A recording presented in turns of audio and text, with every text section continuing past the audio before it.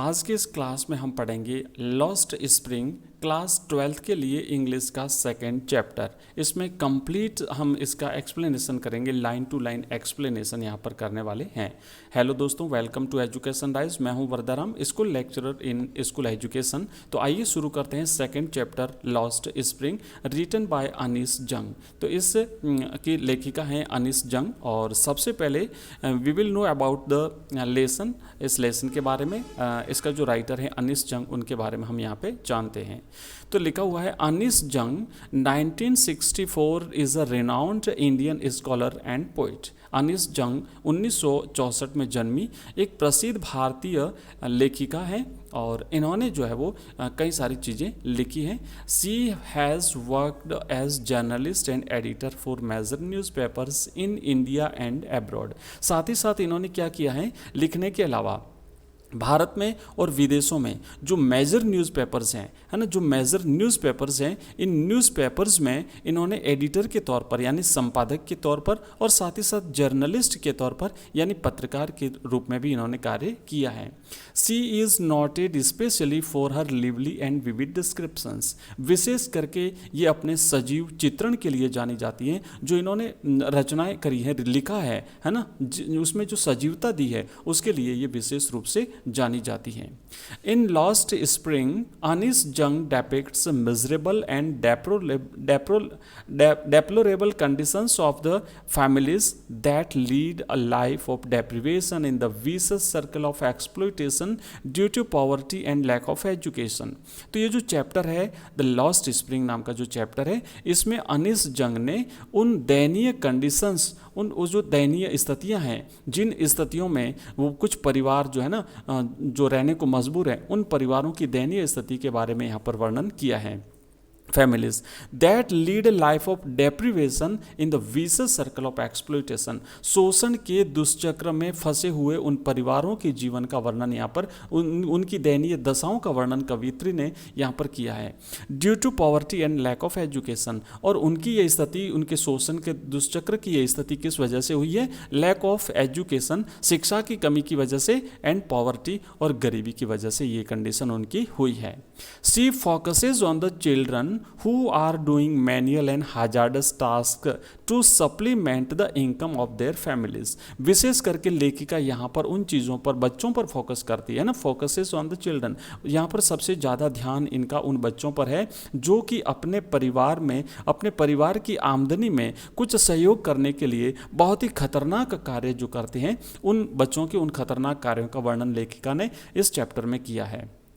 Most of them succumb to various diseases before attaining their youth। और ये जो बच्चे हैं इनमें से ज़्यादातर बच्चे अपनी जवानी प्राप्त करने से पहले ही कई सारी बीमारियों का शिकार हो जाते हैं। सकम्ब टू वेरियस डिजीजेज, सकम्ब का मतलब होता है शिकार हो जाना, वेरियस का मतलब होता है भिन्न भिन्न, डिजीजेज यानी बीमारियां। तो युवावस्था प्राप्त करने से पहले ही इन खतरनाक कार्यों को करने की वजह से ये बच्चे जो है वो खतरनाक बीमारियों का शिकार हो जाते हैं। इस बात का वर्णन भी लेखिका ने यहाँ पर किया है। तो दोस्तों यहाँ से हम शुरुआत करते हैं चैप्टर की, और मैं आपको बता दूं कि इसमें दो स्टोरीज हैं। एक स्टोरी तो है साहिब की, साहिब ए आलम। और ये जो साहिब ए आलम है, जो कि अपना घर परिवार छोड़ करके रोजी रोटी की तलाश में किसी बड़े शहर में आकर के, विशेष करके दिल्ली जैसे शहरों में आकर के रहते हैं, उनकी उस दयनीय स्थिति के बारे में लेखिका यहाँ पर बताती है, बात करती है, और किस तरीके से वो अपना जीवन यापन करते हैं, किस प्रकार की परिस्थितियों में वो लोग रहते हैं, ये चीज़ यहाँ पर दिखाई गई है। इसके अलावा दूसरी एक कहानी है मुकेश नाम के लड़के की, जो कि फिरोजाबाद जैसे शहरों में चूड़ियाँ बनाने का कार्य करते हैं और बहुत ही कठिन परिस्थितियों में वो भी अपना जीवन यापन करते हैं। तो इस चैप्टर में हम ये दो कहानियाँ पढ़ेंगे। सबसे पहले हम पढ़ते हैं अनीस जंग द्वारा लिखित इस साहिब ए आलम की कहानी को। तो स्टार्ट करते हैं। लिखा है, समटाइम्स आई फाइंड अ रूपी इन द गार्बेज। कभी कभी कूड़े के ढेर में मुझे 1 रुपया मिल जाता है। गार्बेज का मतलब होता है कूड़ा कचरा, है ना, फाइंड का मतलब होता है प्राप्त करना। तो कभी कभी मुझे कूड़े के ढेर में 1 रुपया प्राप्त हो जाता है। लेखिका ने अनिस जंग ने जब एक बच्चे से पूछा साहिब से, तो वो साहिब क्या कहता है कि मुझे कभी कभार उस कचरे में 1 रुपया मिल जाता है। Why do you do this? I ask Sahib whom I encounter every morning scrounging for gold in the garbage dumps of my neighborhood। लेखिका क्या कहती है कि जब मैंने उससे पूछा कि तुम ऐसा क्यों करते हो, ये जो कचरे का ढेर है उसमें तुम ढूंढते रहते हो चीज़ें जो है वो, तो तुम ऐसा करते क्यों हो? लेखिका कहती है आई आस्क साहिब, मैंने साहिब से ये पूछा, whom यानी जिसको, आई एनकाउंटर मेरा सामना होता है, जिससे मेरा सामना होता है जब वो मुझे मिलता है, एवरी मॉर्निंग मुझे कहाँ पे मिलता है? प्रत्येक दिन सुबह, scrounging for gold in the garbage dumps of my neighbourhood, मेरे पड़ोस में जो कचरे का ढेर होता है, गार्बेज डंप्स का मतलब होता है जहां पे कचरा डाला जाता है वो स्थान है ना। आपने देखा होगा सिटियों में विशेष करके कचरे के जो ढेर, सिटी से बाहर जो कचरे का ढेर लग जाता है वो गार्बेज डंप्स कहलाता है, जहां पे कचरा डाला जाता है, फेंका जाता है। तो उस स्थान पर वो कुछ ढूंढते हुए मुझे प्रत्येक दिन सुबह जब मिलता है, तो मैं उससे पूछती हूँ कि भाई तुम ये क्या क्यों करते हो? Saheb left his home long ago, Saheb वो लड़का है जो कि अपना घर छोड़ करके बहुत समय पहले अपना घर जो है वो उसने छोड़ा था। Set amidst the green fields of Dhaka, his home is not even a distant memory। अब लेखिका यहाँ पे क्या कहती है कि वो ढाका के रहने वाले हैं। ढाका मतलब रहते थे पहले ढाका में, ढाका जो कि बांग्लादेश में है, और ढाका के green fields, amidst the green fields, Dhaka के हरे भरे खेतों के बीच में, अमिड्स का मतलब होता है बीच में, ग्रीन फील्ड्स का मतलब होता है हरे भरे खेतों में। ढाका में वहाँ पे क्या होता है कि नदियाँ जो है वो 12मासी नदियों का पानी मिलता है, इसीलिए वहाँ के खेत बड़े हरे भरे हैं। तो उन हरे भरे खेतों के बीच में स्थित अपने मकानों को, अपने घरों को, अपने खेतों को छोड़ करके बहुत समय पहले जो है वो ये लोग वहाँ से चले आए थे। His home is not even a distant memory, अब उसका घर के बारे में उसे जरा भी याद नहीं है, क्योंकि वो छोटा था जब उसने अपना घर छोड़ा था, तो उसे बिल्कुल जरा भी याद नहीं है। There were many storms that swept away their fields and homes, his mother tells him. उसकी माँ कहती है, क्योंकि उसे तो कुछ भी याद नहीं है, बट उसकी माँ कहती है कि वहाँ पर कई सारे तूफान आते थे, स्टॉर्म्स है ना, देयर वर मेनी स्टॉर्म्स, वहाँ पर बहुत सारे तूफान आते थे, चूँकि बंगाल की खाड़ी के आसपास का इलाका है तो तूफान तो उठते ही वहाँ पर खूब सारे। That swept away their fields and homes, जो कि उनके खेतों और घरों को बहा करके ले गए, तूफानों में उनके खेत और घर बह के गए, चले गए, पानी के साथ बह गए, तो इसीलिए जो है वो ये लोग वहाँ से छोड़ करके यहाँ पर आ गए थे। दैट्स वाई दे लेफ्ट, यही कारण था कि उन्होंने अपना घर, अपना खेत, अपने हरे भरे खेतों को छोड़ करके ये लोग वहाँ से आए थे। Looking for gold in the big city where they now lives, तो ये जो है ना, उसकी माँ बताती है कि इसीलिए उन्होंने अपने घरों को छोड़ा था, वो अपने शहर ढाका को छोड़ दिया और धन की तलाश में, लुकिंग फॉर गोल्ड है ना, लुकिंग फॉर गोल्ड का मतलब होता है धन की तलाश में, पैसे कमाने के लिए। लुकिंग फॉर गोल्ड, बड़े शहरों में जो है वो बिग सिटी यानी बड़े शहरों में आ गए, और जहाँ पर अभी वो लोग रहते हैं। I have nothing else to do he mutters looking away, मेरे पास करने को इसके अलावा और कुछ भी तो नहीं है, वो बुदबुदाता है। मटर्स का मतलब होता है बुदबुदाना, लुकिंग अवे का मतलब होता है दूर देखते हुए या फिर निगाह बचाते हुए, तो आमने सामने नहीं देख पाता है, तो सामने न देखते हुए यानी अपनी निगाह बचाते हुए वो बुदबुदाते हुए कहता है कि मेरे पास और भी तो करने को कुछ नहीं है क्या। जब लेखिका ने पूछा ना कि why do you do this, कि तुम ऐसा क्यों करते हो, तो वो कहता है I have nothing else to do. तो अब देखिए दोस्तों, आपको यहाँ पर कुछ प्रश्न याद करने हैं। पहला प्रश्न तो ये है कि ये आपसे पूछा जाएगा कि साहिब जो है वो लेखिका को, अनिस जंग को हर दिन सुबह मॉर्निंग में कहाँ पे मिलता था, तो आप लिखेंगे लेखिका के पड़ोस में जो गार्बेज डंप्स था वहाँ पर उनका आमना सामना होता था, एनकाउंटर होता था। ओके, नेक्स्ट होता है दूसरा कि साहिब ने अपना घर क्यों छोड़ा, तो आप लिखेंगे कि वहाँ पर तूफान आया करते थे ना, देयर वर मैनी स्टॉर्म्स, जो कि उनके घरों और फील्ड्स को बहा करके लेके चले गए, they swept their homes and fields and so they came here where now they lives, जो कि अभी जहाँ पर वो लोग रहते हैं वहाँ पर ये लोग चले आए थे। उसके बाद में प्रश्न ये है कि अगर आपसे पूछा जाए कि जब लेखिका ने पूछा why do you do this, कि तुम ऐसा क्यों करते हो, तो साहिब ने क्या जवाब दिया, तो आप लिखेंगे he has nothing to do he has nothing else to do, उसके पास करने को और कुछ भी नहीं था और दूसरा कोई काम नहीं था, इसलिए वो ये काम कर रहा था। दूसरा ये था कि ये लोग क्या करते थे, अपने परिवार की आमदनी में सहयोग करने के लिए, है ना, to help in the income of their families, अपने परिवार की इनकम में कुछ सहयोग करने के लिए, कुछ ऐड करने के लिए वो लोग ये काम करते थे।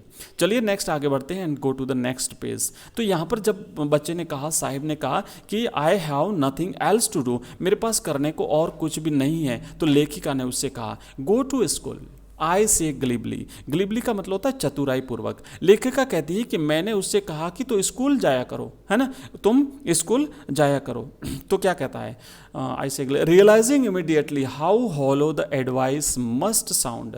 जब लेखिका ने ये कहा कि मैंने उससे कहा कि तुम स्कूल जाया करो, और तुरंत ही, रियलाइजिंग इमीडिएटली, महसूस करते हुए, मतलब तुरंत ही महसूस किया मैंने, लेखिका ने कहती है कि मेरी एडवाइस, मेरी सलाह कितनी खोखली थी। हॉलो का मतलब होता है खोखला होना। मेरी सलाह कितनी खोखली थी, ये इस बात का मुझे तुरंत ही अनुभव हो गया था।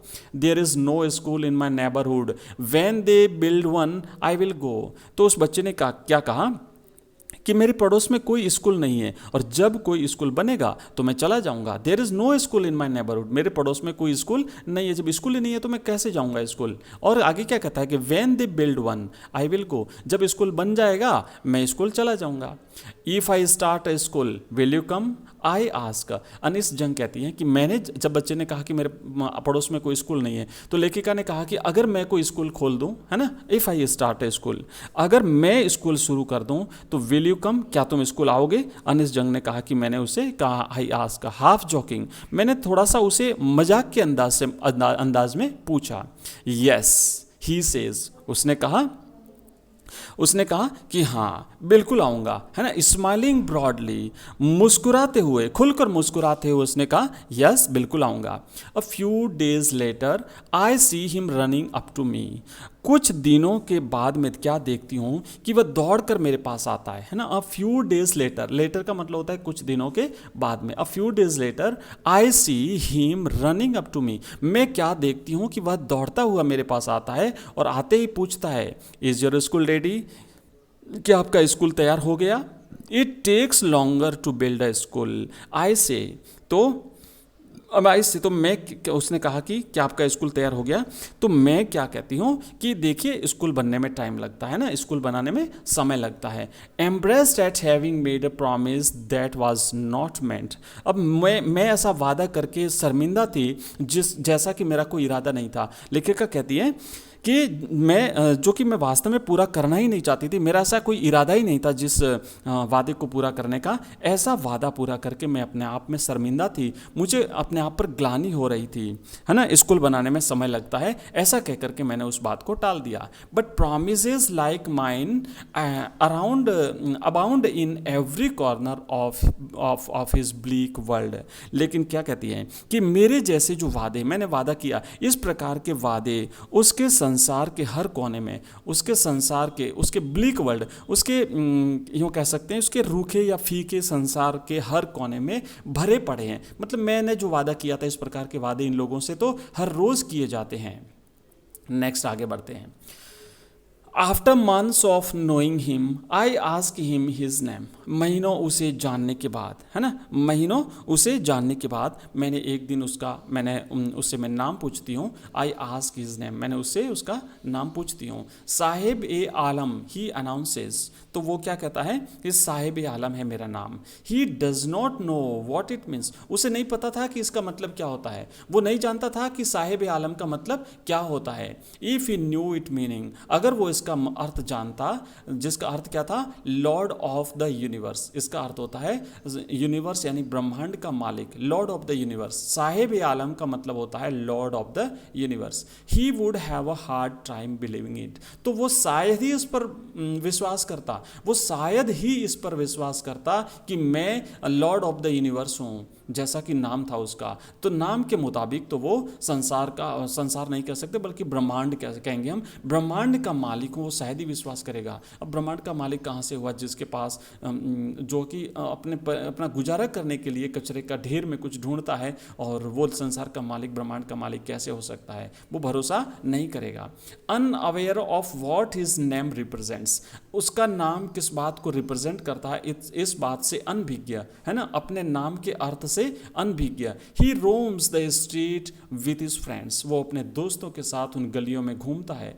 An army of bear foot boys, नंगे पांव घूमने वाली सेना, army of bear foot boys who appear like the morning birds and disappear at noon, जो कि सुबह सुबह प्रकट होने वाले पक्षियों के समान दिखाई देते हैं और उसके बाद में दोपहर को वो गायब हो जाते हैं। ये इंपॉर्टेंट लाइनें याद करिएगा, यहां से प्रश्न पूछा जाएगा कि उसके नाम का अर्थ क्या था। पहला तो है ना कि what was the meaning of his name, Saheb Alam, तो आप लिखेंगे Saheb Alam means lord of the universe, ब्रह्मांड का मालिक।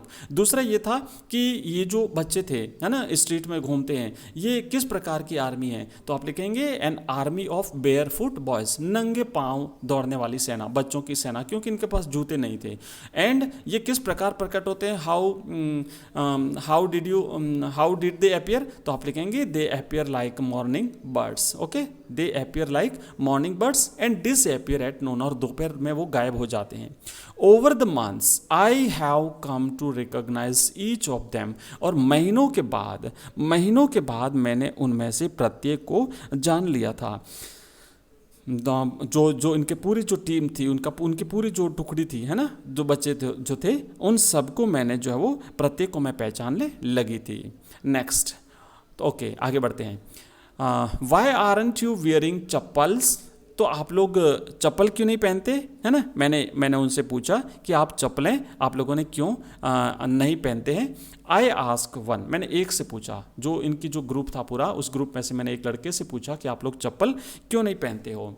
My mother did not bring them down from the self, तो वो क्या कहता है कि मेरी माँ ने उसे वो ताक से नीचे ही नहीं उतारती। ताक होता है ना, ताक आला, जहाँ पर चीज़ें रखते हैं, छोटा सा घर में दीवार में एक आला होता है, तो कहा उसमें से किसी एक ने कहा कि मेरी मदर वहाँ से नीचे ही नहीं उतारा मेरी माँ ने, तो मैं कैसे पहनूंगा। ही आंसर सिंपली, उसने सीधा साधा जवाब दिया, even if she did he will throw them off adds another who is wearing shoes that do not match, तो एक और लड़का पास में खड़ा था जो कि जूते तो पहने हुए था, लेकिन वो अलग अलग जूते थे, मैच नहीं कर रहे थे, है ना, बेमेल जूते पहने हुए था। तो उसने कहा कि अगर वह उतार भी दे तो यह उन्हें फेंक देगा, पहनेगा नहीं। दूसरा जो पास में लड़का था, मतलब ये था कि ये खुद ही नहीं पहनना चाहता। When I comment on it, जब मैंने इस पर कमेंट किया, जब मैंने जो किस पे कमेंट किया, जो चप्पल जूते जो पहने हुए था लड़का, मैंने उसके जूतों पर कमेंट किया, जो कि बेमेल जूते, यानी बेमेल का मतलब दोनों अलग अलग जूते पहने हुआ था। When I comment on it he shuffles his feet and says nothing, तो वो क्या करता है, तो उसने वो जो लड़का जो पहने हुआ था जूते, मैंने उस पर कमेंट किया, तो वो अपने जूते घसीटने लगा, है ना, सफल्स हिज फीट, वो अपने पाँव आगे पीछे घसीटने लगा, बल्कि उसने कोई जवाब नहीं दिया। I want shoes says a third boy, एक और तीसरा लड़का वहाँ पे खड़ा था, और उस तीसरा लड़का जिसने कहा कि मुझे जो है वो जूते नहीं पहने हुए था, वो कहता है कि मुझे जूते चाहिए। आई वांट शूज, मुझे जूते चाहिए, says a third boy who has never owned a pair all his life, जो कि अपने संपूर्ण जीवन में उसने कभी जूते नहीं पहने थे, वो ये कहता है कि मुझे जूते चाहिए। आगे बढ़ते हैं, नेक्स्ट लिखा हुआ है, travelling across the country I have seen children walking barefoot in cities on village roads. लेखिका कहती है कि मैंने देश भर में भ्रमण किया और इस दौरान मैंने कई सारे बच्चों को नंगे पांव घूमते हुए देखा, शहरों में मैंने ऐसा करते हुए देखा, मैंने गाँवों में जो है वो ऐसा करते हुए देखा। तो क्या कहती है लेखिका कि मैंने ट्रेवलिंग अक्रॉस द कंट्री, देश भर में घूमते हुए मैंने शहरों में और गाँवों की सड़कों पर बच्चों को नंगे पाँव घूमते हुए देखा है। It is not lack of money but a tradition to stay barefoot. अब ये क्यों घूमते हैं बच्चे, नंगे पांव बच्चे क्यों घूमते हैं, तो इसका मतलब क्या है कि it is not a lack of money, ये पैसों की कमी नहीं है, ऐसा नहीं है कि इनके पास पैसे नहीं है इसलिए नहीं पहनते, बट क्या है, but tradition to stay barefoot, लेकिन नंगे पांव रहने की एक परंपरा बन गई है, बच्चे पहनना ही नहीं चाहते, एक ऐसा रिवाज बन गया है। इज़ वन एक्सप्लेनेशन, ये एक व्याख्या है या फिर यूँ कह सकते हैं कि एक स्पष्टीकरण है इस बात को सिद्ध करने का कि बच्चे जूते क्यों नहीं पहनते। I wonder if this is only an excuse to explain away a perpetual state of poverty. I remember a story a man from Udupi once told me. तो यहाँ पर लेखिका क्या कहती हैं कि अगर मैं सोचती हूँ कि क्या ये जो लगातार जो गरीबी बनी हुई है ना, परपेचुअल, परपेचुअल का मतलब होता है निरंतर, स्टेट ऑफ पॉवर्टी, निरंतर गरीबी की ये जो दशा बनी हुई है, इस निरंतर बनी हुई गरीबी की दशा को एक्सप्लेन करने का, व्याख्यात करने का, गरीबी की दशा को व्याख्या करने के लिए एक बहाना मात्र नहीं हो सकता। तो यहाँ पर लेखिका क्या कहती है कि मैं आपको एक बात बताती हूँ, मुझे एक कहानी याद आती है, मुझे एक कहानी याद आती है जो कि उडुपी के एक आदमी ने मुझे एक बार सुनाई थी। यहाँ पे क्या कहती है, आई रिमेंबर ए स्टोरी, मैं एक कहानी मुझे याद है, a man from Udupi once told me, जो कि उडुपी से एक आदमी ने मुझे बताई थी। As a young boy he would go to school past an old temple where his father was a priest. तो उस आदमी ने क्या कहा था कि जब वह लड़का था तब वह स्कूल जाते वक्त एक पुराने मंदिर के पास से गुजरता था जहाँ पर उसके पिताजी पुजारी थे। Okay, as a young boy, एक जवान, जब वो लड़का था, बॉय था, he would go to school past an old temple, एक पुराने मंदिर के पास में स्थित एक स्कूल जाया करता था जहाँ पर उसके पिताजी उस मंदिर में पृष्ठ थे, पुजारी थे। He would stop briefly at the temple and pray for a pair of shoes। अब वो जब लड़का जब जाता था तो वो क्या करता था कि वह थोड़ी देर के लिए मंदिर पे ठहरता था, है ना। He would stop briefly, वो थोड़ी देर के लिए वहाँ पे रुकता था मंदिर में, and at the temple and pray for a pair of shoes, और वो जूतों की एक जोड़ी के लिए प्रार्थना करता था कि मुझे एक जोड़ी जूते मिल जाएं। 30 years later, I visited his town and the temple, which was now drowned in an air of desolation। अब क्या हुआ कि 30 साल के पश्चात मैं उसके कस्बे और मंदिर गई। लेखिका कहती है वो जो उडुपी वाला जो लड़का था 30 साल के बाद में फिर वहाँ पर गई, तो अब वो जो जगह थी उडुपी जो था वो which was now drowned in an air of and desolation, तो वो जो है ना उजाड़ हो गया था। डिसोलेशन का मतलब होता है उजाड़, पूरी तरह से वो जो है वो जो जगह जो थी वो अब उजाड़ हो गई थी, तो वो उजाड़ हो गया था वो स्थान। इन द बैकयार्ड, बैकयार्ड का मतलब होता है पिछला भाग, है ना, मंदिर के जो पीछे वाला भाग था, backyard. Where lived the new priest, there were red and white plastic chairs. अब वहाँ पर एक नया पुजारी रहता था, जहाँ पर पहले वो जो पुजारी रहता था ना, वहाँ पर अब एक नया पुजारी रहता था और वहाँ लाल और सफ़ेद प्लास्टिक की कुर्सियाँ पड़ी थी, है ना। In the backyard where lived new priest, there were red and white plastic chairs. अब वहाँ पर लाल कलर की और वाइट कलर की प्लास्टिक की कुर्सियाँ पड़ी थी। अ young boy dressed in a grey uniform, और वहाँ पर एक लड़का जो है वो ग्रे कलर की यूनिफॉर्म पहने, जो है वो स्लेटी रंग यूनिफॉर्म, ग्रे यानी स्लेटी रंग की यूनिफॉर्म पहने हुए, जो है वो गणवेश पहने हुए, है ना। अ young boy dressed in a grey uniform wearing socks and shoes, जो कि मोजे और जूते पहने हुए था। अराइव्ड पेंटिंग, हाफते हुए आया, कहाँ से, स्कूल से दौड़ते हुए आया, छुट्टी हुई होगी, दौड़ते हुए आया। And through his school bag on a folding bed, और आकर के उसने जो है अपना जो हाफता हुआ आया और अपना जो बैग था, था, उस बस्ते को उसने फोल्डिंग पलंग पर पटक दिया। Okay, folding bag. Looking at the boy, I remembered the prayer another boy had made to the goddess when he had finally got a pair of shoes। अब इस लड़के को देखते हुए मुझे वह प्रार्थना याद आई, है ना। Looking at the boy, इस लड़के को देखते हुए I remembered the prayer another boy had made, मुझे उस दूसरे लड़के द्वारा की गई प्रार्थना याद आई जो उसने उस लड़के ने देवी से करी थी। उस प्रार्थना जो है वो दूसरे लड़के ने देवी से करी थी, वो मुझे याद आई जब उसे अंततः एक जोड़ी जूते मिल गए थे, है ना। When he finally got a pair of shoes, जब अंततः उससे एक जोड़ी जूते मिल गए थे। Let me never lose them, और फिर वो क्या कहता है कि मैं इन्हें कभी भी नहीं खोऊं, मतलब ये जूते अब हमेशा हमेशा मेरे पास रहें। The goddess had granted his prayer, देवी ने उसकी प्रार्थना को स्वीकार कर लिया था। And young boys like the son of the priest now wore shoes, wore का मतलब होता है पहनते थे। ओके, तो देवी ने उसकी प्रार्थना को स्वीकार कर लिया था और अब पुजारी के पुत्र की तरह छोटे लड़कों ने जूते पहन रखे थे। But many others like the rag pickers in my neighbourhood remain shoeless, लेकिन लेखिका कहती है कि आज भी कई सारे दूसरे बच्चे जो हैं मेरे पड़ोस में जो कूड़ा कचरा बीनने वाले लोग हैं, है ना। Rag pickers in my neighbourhood, rag pickers यानी कूड़ा कचरा बीनने वाले, इन माई नेबरहुड मेरे पड़ोस में रहने वाले बच्चे जो है वो आज भी रिमेन शूजलेस, आज भी जूतों के बिना रहते हैं, आज भी उनके पास जूते नहीं होते हैं। अगले नेक्स्ट आगे बढ़ते हैं। My acquaintance with the barefoot rag pickers led me to Seemapuri. अब मेरा ये जो परिचय था, इन लोगों से जो मेरा जब परिचय हो गया, तो ये परिचय मुझे उनसे, मेरा परिचय जो है ये मुझे सीमापुरी ले जाता है ना। माई एक्वेंटेंस, एक्वेंटेंस का मतलब होता है परिचय, विद द बेयरफुट रैग पीकर्स, ये जो नंगे पांव घूमने वाले, जो कूड़ा कचरा बीनने वाले लोग थे, ये मुझे सीमापुरी ले जाते हैं। और सीमापुरी क्या है? A place on the periphery of Delhi, Delhi की परिधि में, दिल्ली की परिधि में यानी दिल्ली की सीमा में स्थित एक क्षेत्र, yet miles away from it, हालांकि दिल्ली से अभी भी काफ़ी दूर था, लाक्षणिक रूप से दिल्ली से जो वो काफ़ी दूर था, मीलों दूर था, है ना। माइल्स अवे मेटाफोरिकली, लाक्षणिक रूप से अगर देखें तो ये दिल्ली से काफ़ी दूर है, लेकिन दिल्ली की परिधि में स्थित सीमापुरी मुझे यहाँ पर ये इनका परिचय मुझे वहाँ पे ले जाता है। Those who live here are squatters who came from Bangladesh back in 1971।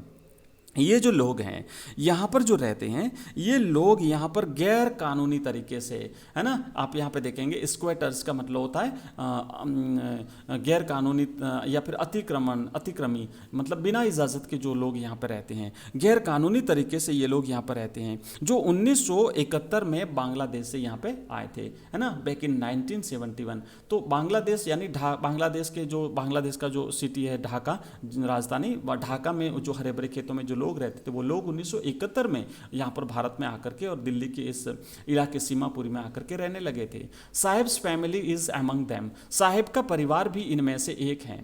Seemapuri was then a wilderness, और जब ये लोग यहाँ पर आए थे तो उस समय सीमापुरी एक बीहड़ था। विल्डरनेस का मतलब होता है बीहड़, बीहड़ यानी जंगल जहाँ पे कोई नहीं रहता है, जंगली कांटे झाड़ियाँ इस प्रकार का इलाका बीहड़ कहलाता है। तो ये लोग वहाँ पर रहते थे। इट स्टिल इज, ये अभी भी हैं, but it is no longer empty, लेकिन अब ये खाली नहीं है। उस समय खाली भी था, लेकिन अब ये स्थान, बीहड़ तो अभी भी हैं, है ना, ये अभी भी हैं, परंतु अब ये जगह खाली नहीं है। In structures of mud with roofs of tin and tarpaulin, structures of mud, structures of mud का मतलब होता है कि इनके जो घर है ना, इनके घर की दशा की बात करते हैं, घर की दशा की बात करते हैं कि जो दीवारें हैं, दीवारें मड की, गारे की, कीचड़ की बनी हुई है ना। And with roofs of tin and tarpaulin, छतें टीन और तारपोलिन की बनी हुई, टीन यानी चादरें जो होती है ना, और तारपोलिन का मतलब होता है प्लास्टिक। तो प्लास्टिक के जो तिरपाल होते हैं वो उन तिरपालों से और टीन से बने हुए इनके मकान, तिरपोलिन। डिवॉइड ऑफ स्यूएज, ड्रेनेज और रनिंग वाटर, लीव 10,000 रैग पीकर्स, ये जो इनका स्थान है जहाँ पर जल निकासी की कोई व्यवस्था नहीं है, ड्रेनेज सिस्टम नहीं है यहाँ पे, एंड सीवेज नहीं है यहाँ पे, जो गंदा पानी होता है ना, जो मल निकासी की व्यवस्था होती है उसकी व्यवस्था यहाँ पे नहीं है। ड्रेनेज का मतलब होता है जो गंदा पानी होता है उसकी व्यवस्था यहाँ पे नहीं है ना, जल पूर्ति की कोई व्यवस्था नहीं है। और यहाँ पर 10,000 रैग पीकर्स जो है वो इस स्थान पर रहते हैं। इन घरों में जो है वो 10,000 लोग जो है वो यहाँ पर रहते हैं।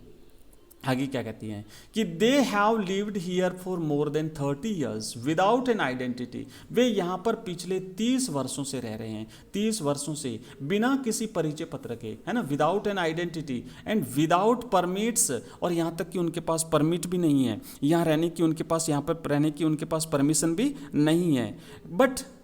But with ration cards that get their names on voters list and enable them to buy grain, लेकिन उनके पास राशन कार्ड हैं, उनके पास जो है वो परिचय पत्र नहीं है, उनके पास परमिट नहीं है यहाँ रहने का परमिशन नहीं है, बट उनके पास राशन कार्ड है, और इन राशन कार्ड्स की वजह से ये लोग वोटर लिस्ट में अपना नाम जुड़ा पाए, और वोटर लिस्ट में नाम जुड़ने से उनको अनाज खरीदने के योग्य हो गए थे। Food is more important for survival than an identity. अब लेखिका क्या कहती है कि जब उनका परिचय पत्र नहीं था लेकिन उनका राशन कार्ड था और इससे उनका वोटर लिस्ट में नाम जुड़ गया, तो ये भोजन प्राप्त करने के योग्य हो गए थे, भोजन खरीद पाते थे। जीने के लिए पहचान की बजाय भोजन ज़्यादा जरूरी है। Food is more important for survival, जीवित रहने के लिए भोजन की आवश्यकता होती है देन एन आइडेंटिटी, बजाय की परिचय पत्र, है ना, बजाय की परिचय। तो पहचान की अपेक्षा जो है ज़्यादा जरूरी होता है भोजन। नेक्स्ट क्या है, If at the end of the day we can feed our families and go to bed without an aching stomach, we would rather live here than in the fields that gave us no grain, say a group of women in tattered saris when I ask them why they left their beautiful land of green fields and rivers. तब लेखिका क्या कहती है कि मैंने महिलाओं के एक समूह से, जो कि टैटर्ड साड़ीज यानी फटी पुरानी साड़ियों पहने हुए महिलाओं का एक ग्रुप मुझे वहाँ पर मिला जब लेखिका सीमापुरी में गई, तो वहाँ पर जब मुझे महिलाओं का एक ग्रुप मिला जो कि फटी पुरानी साड़ी पहने हुए थी, मैंने उन महिलाओं से पूछा तो उन्होंने क्या कहा, है ना, उन्होंने क्या कहा कि I ask them why they left their beautiful land of green fields and rivers. उन्होंने अपने उन सुंदर हरे भरे खेतों और नदियों की भूमि को क्यों छोड़ दिया। तो वो महिलाएं क्या कहती हैं कि if at the end of the day, यदि दिन के अंत में यानी शाम को, we can feed our families, अगर हम अपने परिवार को भोजन दे सकें, अगर हम उन्हें कुछ उनके पेट में डालने के लिए कुछ अनाज हमें अगर मिल जाए, and go to bed without an aching stomach, और अगर हम भोजन करके सो सकें यानी बिना पेट दर्द के, क्योंकि खाली पेट तो दर्द करेगा, तो अगर हम ऐसा कर सके तो we would rather live here than in the fields that give us no grain, तो हम यहाँ रहना ज़्यादा पसंद करेंगे बजाय उन खेतों के जो कि हमें बिल्कुल भी अनाज नहीं देते। तो क्या कहती हैं, तो इस तरीके से उन्होंने कहा कि अगर जो है वो दिन के अंत में हम अपने परिवार को भोजन करा सकें और बिना पेट दर्द के अगर हम रात को अपने परिवार को सुला सकें तो हम यहाँ रहना ज़्यादा पसंद करेंगे। आगे बढ़ते हैं, wherever they find food, और फिर जब उन्हें यहाँ पर जो है वो भोजन मिल जाता है, जहाँ भोजन मिल जाता है, wherever they pitch their tents that become transit homes, वहीं पर ये लोग अपना क्या करते हैं, वहीं पर अपना तंबू गाड़ देते हैं, और ये तंबू जहाँ पे गाड़ते हैं वहाँ पर उनका अस्थायी होम, अस्थायी घर बन जाते हैं, जहाँ भी उन्हें भोजन मिलेगा वहीं पर ये लोग रहना शुरू कर देते हैं। Children grow up in them, और वहीं पर फिर बच्चे बड़े होते हैं, बिकमिंग पार्टनर्स इन सर्वाइवल, और वो जीवित रहने में उनके सहयोगी बन जाते हैं, कोई ना कोई आमदनी प्राप्त करने में उनके साझेदार बन जाते हैं। And survival in Seemapuri means rag peeking, और सीमापुरी में जीवित रहने का मतलब है रैग पीकिंग यानी कूड़ा कचरा बिनना। Through the years it has acquired the proportion of a fine art, अब ये जो रैग पिकिंग का जो कार्य है ये वर्षों से ये काम होता आया है, धीरे धीरे वर्षों बीतने के साथ ये काम जो है एक प्रकार से इसने एक कला का रूप जो है वो प्राप्त कर लिया है, इसने कला का रूप प्राप्त कर लिया है। एंड नेक्स्ट है, garbage to them is gold, garbage उनके लिए जो है वो सोना है, धन संपत्ति है, कूड़ा कचरा जो है वो उनके लिए धन संपत्ति है। It is their daily bread, ये उनकी रोज़ की रोटी है। A roof over their heads, उनके सिरों पर छत है। And even if it is a leaking roof, चाहे वो भले छूती हुई छत ही क्यों नहीं हो, टपकती हुई छत ही क्यों नहीं हो, लेकिन फिर भी उनके सिर पर ये छत है। But for a child it is ever more, लेकिन बच्चों के लिए या इससे भी कुछ ज़्यादा है। रैग पीकर्स जो है, रैग पीकिंग का जो काम करते हैं, उन लोगों के लिए कचरा सब कुछ है, उनके लिए जीवन जीने का यही एकमात्र जरिया है, उनके लिए यही भोजन है, यही उनके सिर पर छत है। भले ही वो छत टूटी फूटी हो, भले ही वो छत टपकती हो, लेकिन फिर भी उनके लिए सब कुछ है। लेकिन बच्चों के लिए तो जो रैग पिकिंग है ना, ये कुछ और है, बच्चों के लिए तो इससे भी आगे बढ़ करके। I sometimes find a rupee, even a 10 rupee note, Saheb says his eyes lighting up. अब यहाँ पर क्या हुआ कि साहिब कहता है कि कभी कभी मुझे 1 रुपया मिल जाता है ना, आई समटाइम्स फाइंड अ रूपी, और आगे क्या कहता है कि इवन अ 10 रुपी नोट, और कभी कभार तो 10 रुपये का नोट भी मिल जाता है मुझे, साहिब कहता है। साहिब जो है वो कहता है ना, अब उसकी आंखें चमक उठती है जैसे वो 10 रुपये की बात करता है या फिर 1 रुपया उसको मिलता है, तो उसकी आंखों में एक रोशनी आ जाती है, एक चमक आ जाती है। When you can find a silver coin in a heap of garbage, you don't stop scrounging, for there is hope of finding more। और आगे क्या कहता है कि जब कूड़े में आपको अगर एक चांदी का सिक्का मिल सकता है, अगर कोई चांदी का सिक्का अगर आपको मिल जाए तो आप फिर ढूंढना बंद नहीं करते हैं। आप ये सोच के हाँ आज तो मेरे को चांदी का सिक्का मिल गया, अब तो मैं नहीं ढूंढूंगा, नहीं, आप बंद नहीं करते हैं, बल्कि इस आशा के साथ कि और मुझे मिलेगा, है ना, और मुझे मिलेगा, तो ज़्यादा पाने की आशा लगातार बनी रहती है और आप अपना काम और ज़्यादा करते हैं। It seems that for children, ऐसा लगता है कि बच्चों के लिए, ऐसा लगता है ऐसा लगता है कि इन बच्चों के लिए garbage has a meaning different from what it means to their parents, कि ये जो कचरा है ना, ये उनके माता पिता के लिए जो अर्थ रखता है उससे भिन्न अर्थ रखता है बच्चों के लिए। माता पिता के लिए तो क्या है, garbage is the means of survival, वो केवल जीवित रहने का एक जरिया मात्र है, बल्कि बच्चों के लिए ये उससे भिन्न है, ये उससे अलग अर्थ रखता है। आगे क्या कहता है कि for the children it is wrapped in wonder, बच्चों के लिए यह आश्चर्य में लिपटी हुई चीज़ है। रैप्ड का मतलब होता है लिपटी हुई, इन वंडर यानी आश्चर्य में लिपटी हुई चीज़ है बच्चों के लिए ये। For the elders it is a means of survival, बड़ों के लिए तो ये जीवित रहने का एक साधन मात्र है ना। फॉर द एल्डर्स, बड़ों के लिए तो it is a means of survival, जीवित रहने का एक साधन मात्र है। But for the children it is wrapped in wonder, बच्चों के लिए ये आश्चर्य में लिपटी हुई चीज़ है। नेक्स्ट आगे बढ़ते हैं। In one winter morning I see Saheb standing by the fenced gate of the neighbourhood club, एक दिन सर्दी की सुबह थी और मैंने साहेब को मैंने पास के क्लब के बाड़ लगे दरवाजे के पास खड़े होते हुए देखा। Standing by the fenced gate, fence का मतलब होता है बाड़, है ना, बाड़ लगी हुई एक दरवाज़ा था, गेट था, जहाँ पर मैंने खड़े हुए एक क्लब के बाहर खड़े हुए मैंने उसे देखा। Watching two young men dressed in white playing tennis,